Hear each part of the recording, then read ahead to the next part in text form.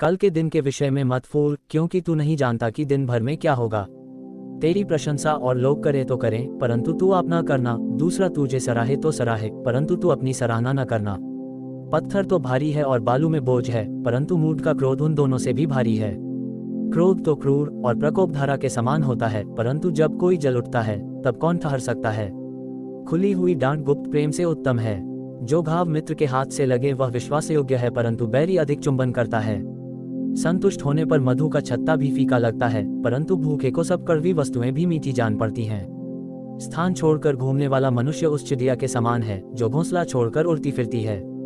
जैसे तेल और सुगंध से, वैसे ही मित्र के हृदय की मनोहर सम्मति से मन आनंदित होता है। जो तेरा और तेरे पिता का भी मित्र हो उसे न छोड़ना, और अपनी विपत्ति के दिन अपने भाई के घर न जाना। प्रेम करने वाला पड़ोसी दूर रहने वाले भाई से कहीं उत्तम है। हे मेरे पुत्र, बुद्धिमान होकर मेरा मन आनंदित कर, तब मैं अपने निंदा करने वाले को उत्तर दे सकूंगा। बुद्धिमान मनुष्य विपत्ति को आती देखकर छिप जाता है, परंतु भोले लोग आगे बढ़े चले जाते और हानि उठाते हैं। जो पराये का उत्तरदायी हो उसका कपड़ा, और जो अनजान का उत्तरदायी हो उससे बंधक की वस्तु ले ले। जो भोर को उठकर अपने पड़ोसी को ऊंचे शब्द से आशीर्वाद देता है, उसके लिए ये शाप गिना जाता है। झड़ी के दिन पानी का लगातार टपकना और जगालू पत्नी दोनों एक से हैं। जो उसको रोक रखे वह वायु को भी रोक रखेगा, और दाहिने हाथ से वह तेल पकड़ेगा। जैसे लोहा लोहे को चमका देता है, वैसे ही मनुष्य का मुख अपने मित्र की संगति से चमकदार हो जाता है।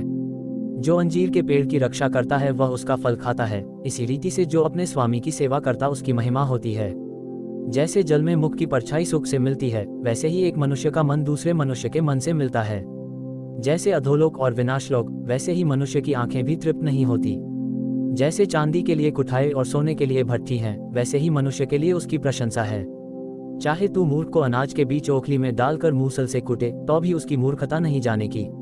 अपनी भेड़ बकरियों की दशा भली भांति मन लगाकर जान ले, और अपने सब पशुओं के झुंडों की देखभाल उचित रीति से कर, क्योंकि संपत्ति सदा नहीं ठहरती, और क्या राजमुकुट पीढ़ी पीढ़ी चला जाता है।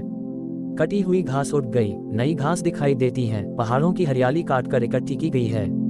भेड़ों के बच्चे तेरे वस्त्र के लिए हैं, और बकरों के द्वारा खेत का मूल्य दिया जाएगा। और बकरियों का इतना दूध होगा कि तू अपने घराने समेत पेट भर के पिया करेगा, और तेरी लड़कियों का भी जीवन निर्वाह होता रहेगा।